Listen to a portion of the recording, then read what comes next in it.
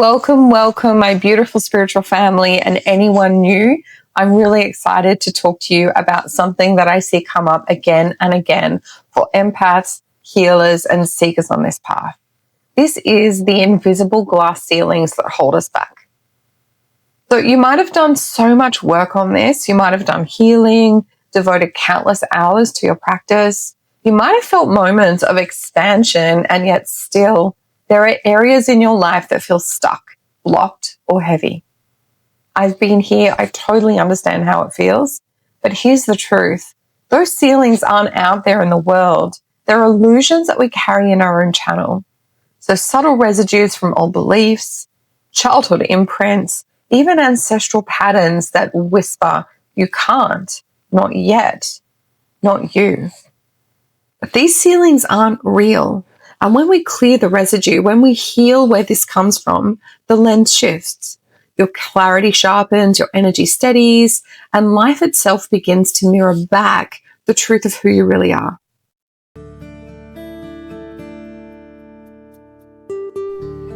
You're listening to the Intuitive Mastery Podcast.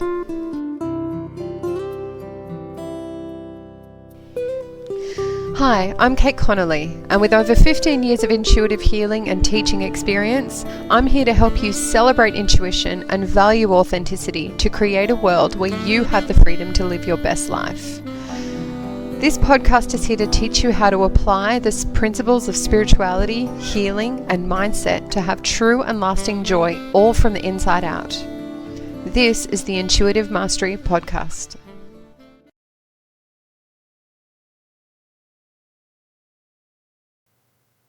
It's so lovely to be back. I'm excited, as always, to talk to you about everything and anything that's real spirituality, not bypassing spirituality, but also this embodiment of our highest possible self on the planet. And one of the biggest things that I see again and again and again is this concept of this glass ceiling. And I see it all the time in my practice. And it's almost when I speak to people about the possibilities for their life, they often ask me to do like a future pacing about what might be a really fantastic, career path, or what's happening in this relationship or whatever. And when I'm tuning into, their potential future or one of their open timelines, I'm usually tuning into their most likely timeline, number one, but also giving them a sense of what's possible.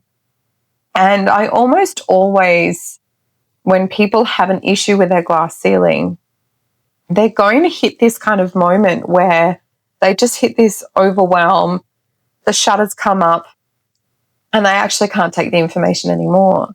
And I've been sitting with this for a really long time, and I've been aware, even when people are like really excited and they feel super activated by the concepts and ideas, it usually lands really strongly in their soul. And they go, yes, this is awesome. This is exactly what I want. This is what I'm looking for. How many people actually move through with those steps to create that? Really not many, like almost zero. And even though they have this absolute resonance with, this is exactly what I want, this is exactly the life I've been looking for, having this would be the most exciting thing in my world. The reason why they struggle is because almost immediately after that, they hit this glass ceiling. So why does it exist? And what do we do about it? So in mystery schools, the soul was described as a mirror. So when polished, it reflects divine light really easily. And when wounded, it gets covered in what alchemists call smoke upon the mirror. And the glass ceiling is very much enormous amounts of smoke on your own mirror. And what that means is it's kind of, when you're looking at it in more modern terms, it's filters or distortions from how you see the world. So you don't see the world as it is. You see the world as you are. You have this construct of what your world looks like. And that is 100% filtered by your beliefs, your patternings, any karmic imprints, any patternings, your ancestral patterns, past life patterns, and anything that has shaped who you are today, your soul, not your body, your soul. And one of the reasons we come here as humans is almost to go through this university of ascension, where we're really in the thick of all of the possible ways that we can move through these glass ceilings. How can we move through and heal and transcend our karma? How do we get to a place where we feel deeply embodied in the purity of our soul light and then create the world that we want to create without all of these blocks?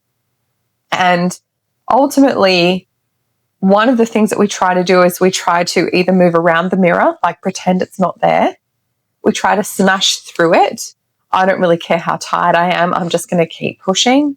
I don't really care what my intuition is telling me or the universe is telling me about what I need to do right now. I'm just going to keep bashing my head against the wall because that's all I know. And when we do that, we are absolutely, unconsciously, but absolutely sabotaging our possibilities, our potential. And I've done it. I'm not going to say I haven't done it. I've done it. And even when I haven't been aware of it, if my life hasn't been unfolding in a way that my soul has been asking for, then I know I've got more distortions there that I've got to work through. And that just becomes part of the whole purpose of stepping into the life that you want to create.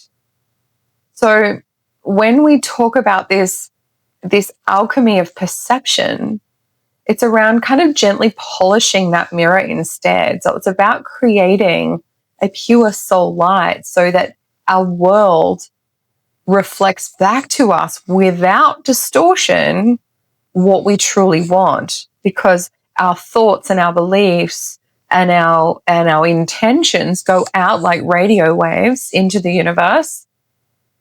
And then we get back from the universe its interpretation of what we've thrown out there. So if we're throwing out there an amazing relationship or the resolution of a health issue or, a newfound level of abundance, if we're throwing that from our pure soul energy through these filters, the universe is receiving that information through the filters, not through our pure intention. And when it comes back to us, it's also in the form of those filters, not our intention. And so when we don't get back what we're putting out there, there is usually distortions in our perception. And those distortions come from all of the things that I listed before. So it's insanely common how often this happens. And most of the time it is unconscious. So for me, what I've noticed in my career, for example, I'll have this really fantastic idea. I feel super excited about it. It feels good. I'll do all the steps. And then in the past, especially, like nothing would happen. So I put a workshop out there to my clients, or I would put a particular offering out there and get super excited by it, and literally like very little uptake. And I remember thinking back then, wow, this is actually a really fascinating reflection. Maybe there's something wrong with my whatever messaging funnel. Maybe it's the wrong timing. Maybe people are not interested. Maybe this is just, maybe it's me. It is actually pretty much always me, but not in a personal, bad sense. It's not about there's something wrong with me, but what I'm putting out there is not what people are receiving.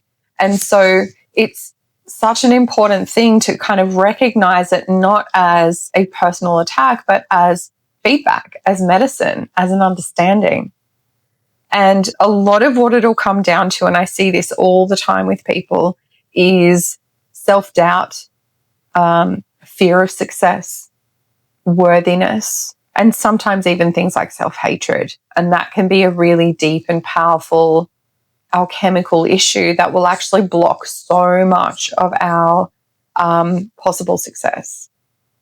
So if you are putting out there from your soul's energy a transmission of this is what I want to offer you, but all of those lenses are in place, self-hatred, unworthiness, self-doubt, all of those things, people are actually going to attract and absorb the filters as much as the message. And you'll see this everywhere. You'll see how much you resonate with somebody when you're looking online, when you're looking on your socials and you go, okay, wow, this person's doing something amazing, but there's something off with their energy. I don't like it. There's just something that doesn't resonate for me. Or it kind of looks like what they're doing is great, but I don't actually believe that they've done that for themselves. And I don't actually, I don't actually feel like that's a genuine offer or a genuine option for me to follow. And all of those things are not necessarily the intention of the soul that's created them, but the filters between them and the audience can be quite thick and blurry. So our job when we're hitting these glass ceilings is to remember to not take anything personally, but also just take a really detached perspective at, oh, that's really interesting. I wonder what this is telling me. And this is where intuitive practices can be really, really helpful. You just kind of give yourself an opportunity to slow everything down. And if you're really stressed and you're going and you haven't given yourself a chance to really kind of tap into your body, tap into your intuition and your emotions, you are already missing out on the pure information. So if you can give yourself the possibility of kind of slowing everything down, taking some deep breaths, and then asking really clarifying questions, what you can do when you do that is just get a really fantastic understanding about what's going on. So in my example, I could sit there and go, okay, do I have a block to creating this? No. Do I have an issue with my funnel? Yes. Okay. Whereabouts in my funnel am I blocked? Am I blocked here? Am I blocked here? Am I blocked here? And then you can kind of work through the energy of that. And when that feels better, is there any issue with my funnel? No, it's fine. Do I need to change my messaging? No, you don't. Do I need to change anything else about that? No, I don't. And you're starting to kind of channel and get really solid information about the next steps, about what it is that you can do differently. So once all of that energy clears, then you want to start seeing some really fantastic change. If you don't see the change, then come back to, oh, what are these filters about? Okay, what's sitting in my field that's stopping my success? Ask again, do I have some core limiting beliefs that are stopping my success right now? Yes, no. And if there are, ask what they are. Get some clarity, get some information. If you're not sure, ask dichotomous questions. Is this a self-belief issue? Is this a self-doubt issue?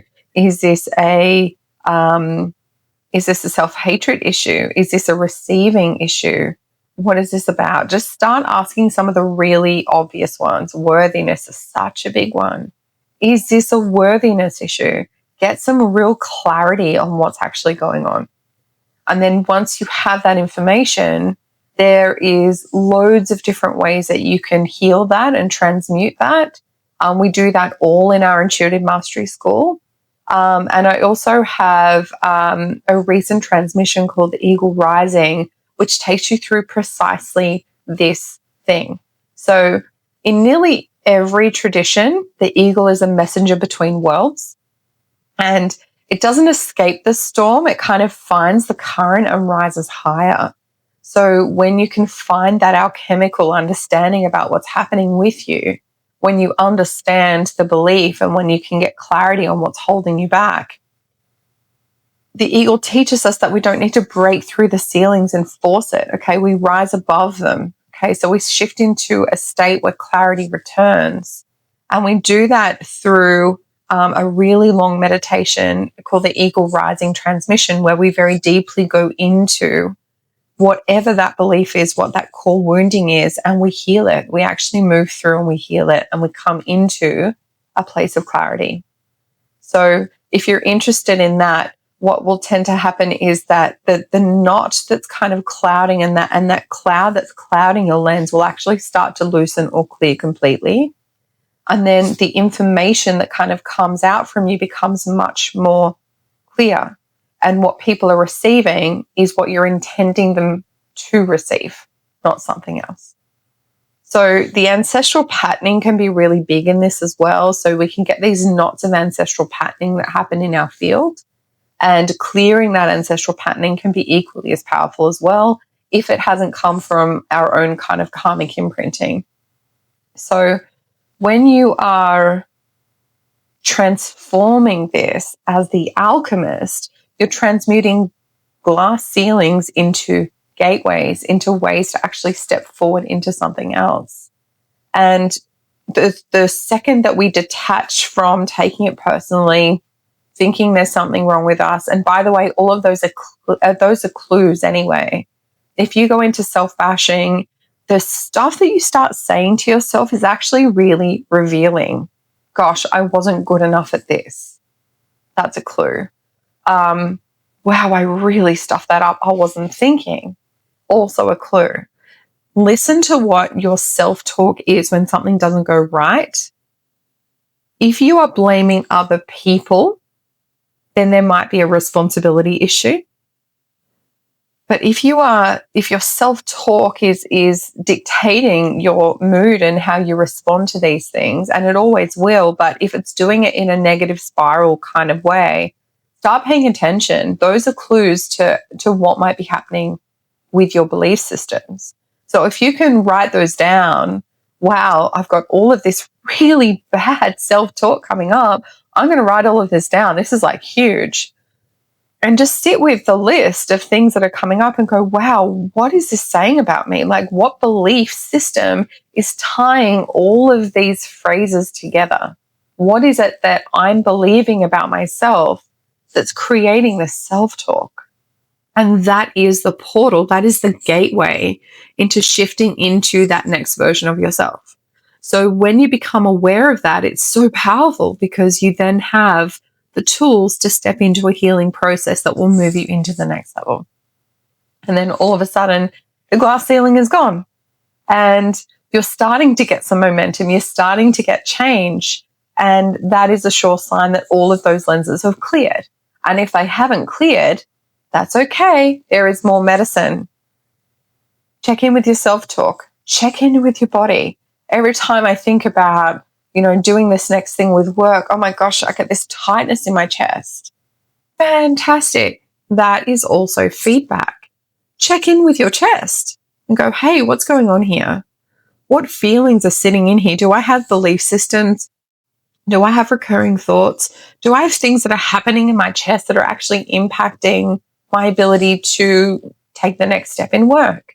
If that's the case, let me tune into that and let me just feel what I'm feeling.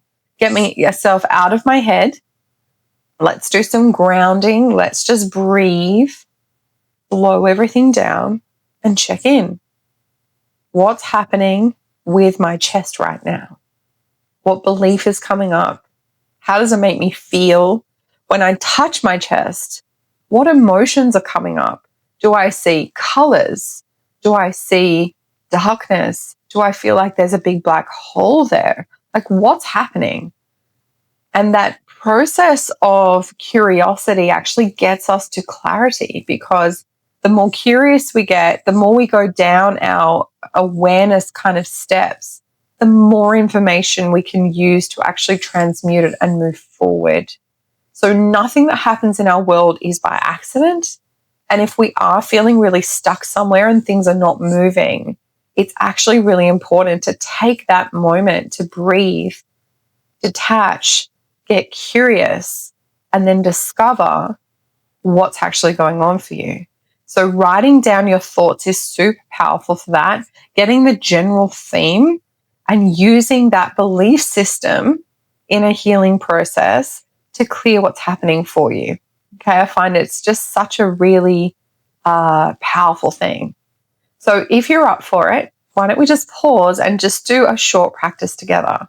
So put your hands on your heart space. and close your eyes.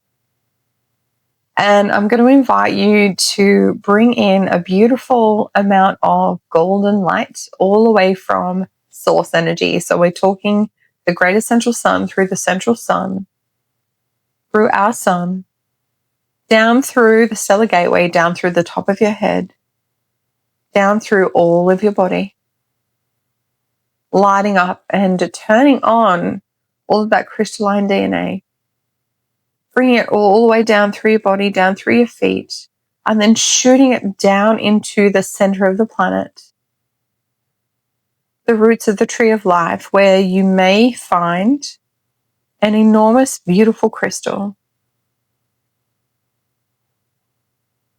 And as this crystal activates with source energy through you, it's going to send this beautiful diamond white light back up from the center of the earth, all the way up through your feet,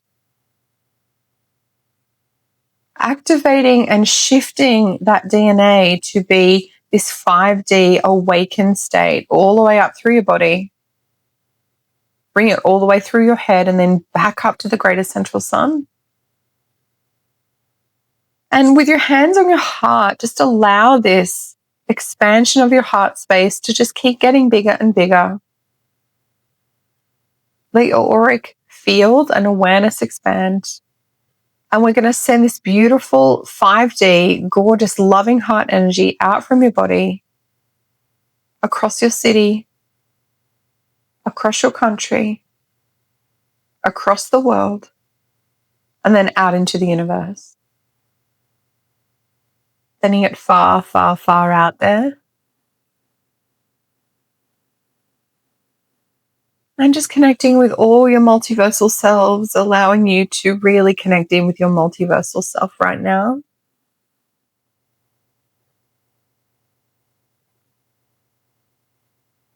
And as you're sitting in this really expansive state, this sense of multidimensional knowing, ask yourself, what is one area of my life that feels blocked, heavy, or impossible right now?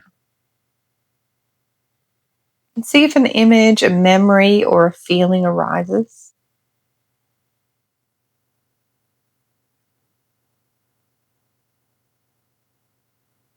And now ask, when was the earliest time I ever felt this way? Trust the first memory that comes. You may see a younger version of you. You may see a completely different version of you that might indicate past life and ancestral pattern. And instead of fixing this part of you, just sit with them. Meet them exactly where they are. Breathe love into their little body. Acknowledge everything that they're saying.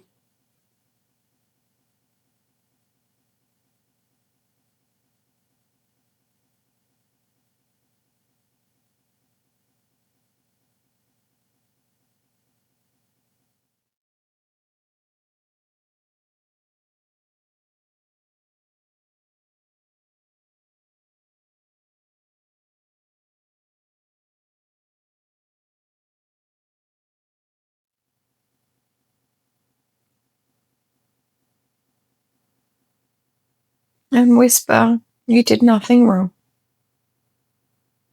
You are perfect just as you are.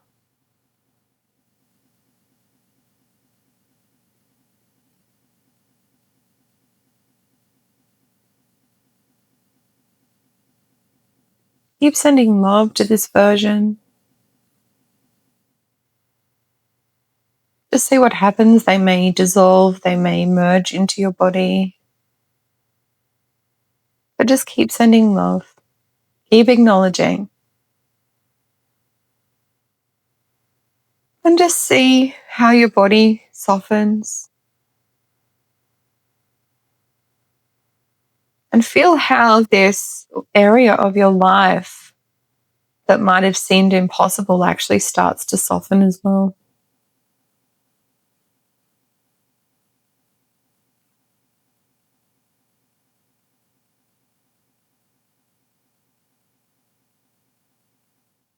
So as you're connecting into this part of you, remember when we can work through this part of us and transmute these energies, there is a part of us that will soften.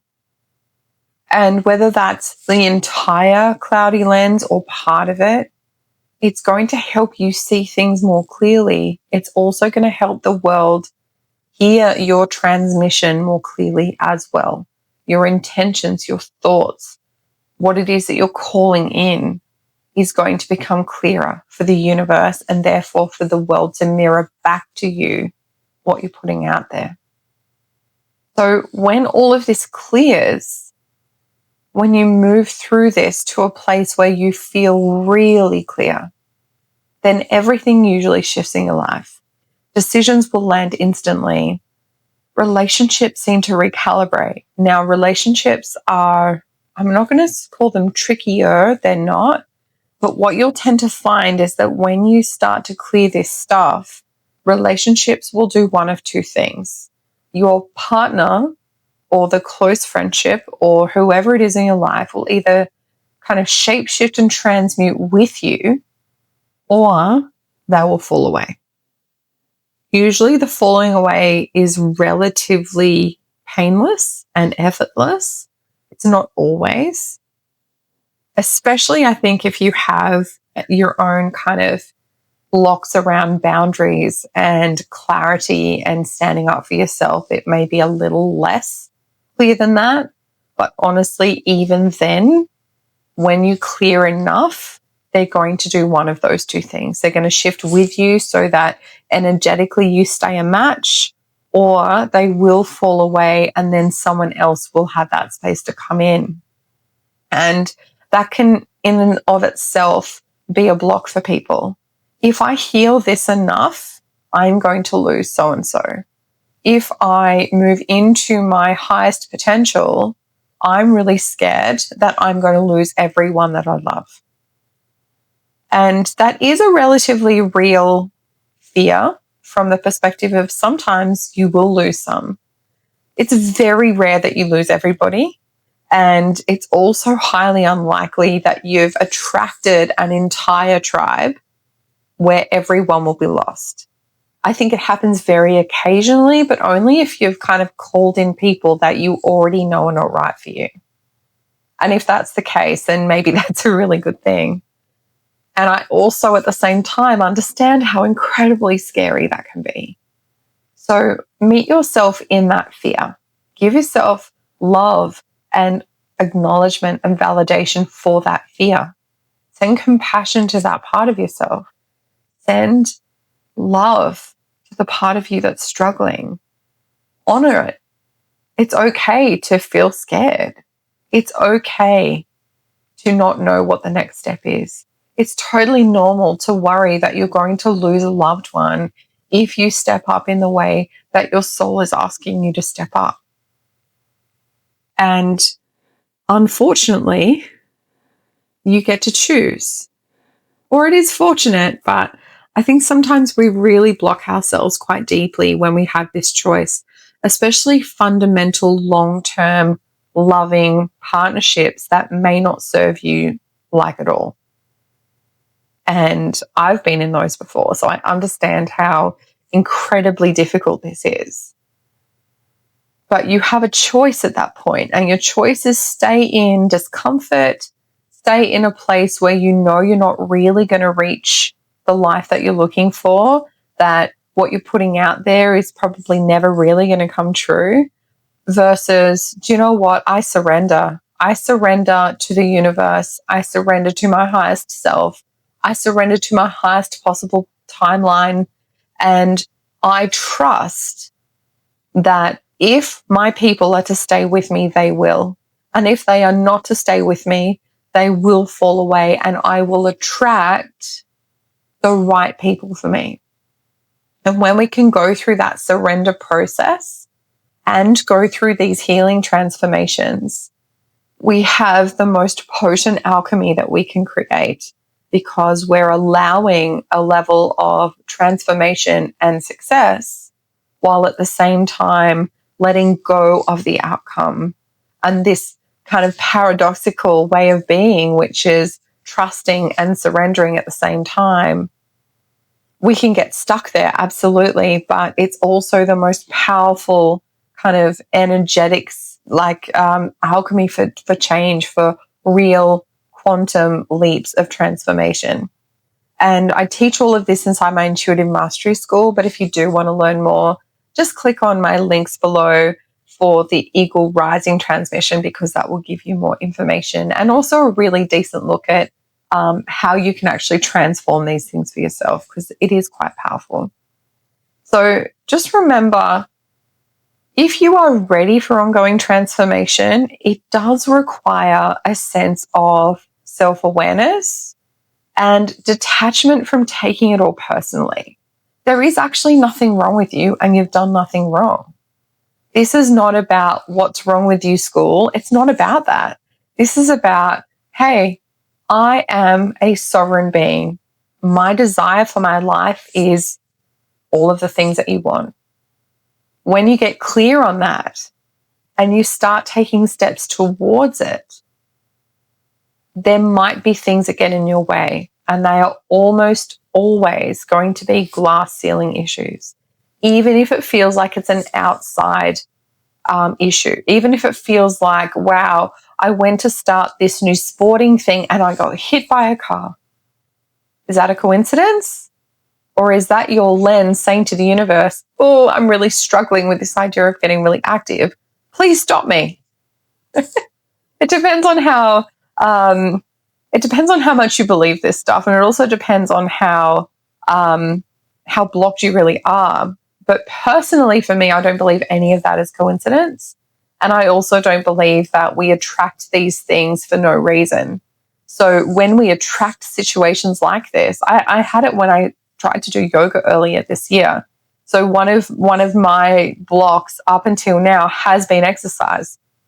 And I started this yoga thing, and my mother even bought me as a gift like 5 sessions.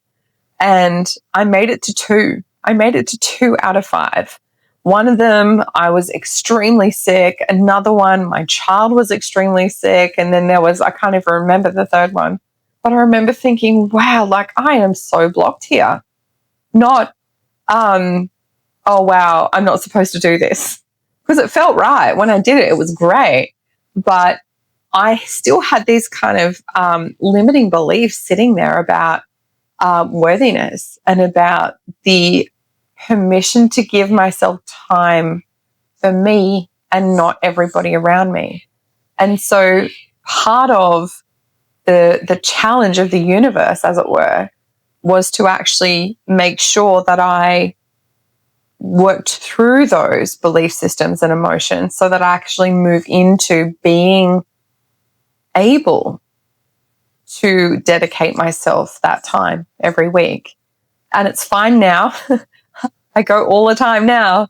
But in the beginning, it was really, really interesting. And it was just like a month, I'd say, where I was really blocked and I was aware.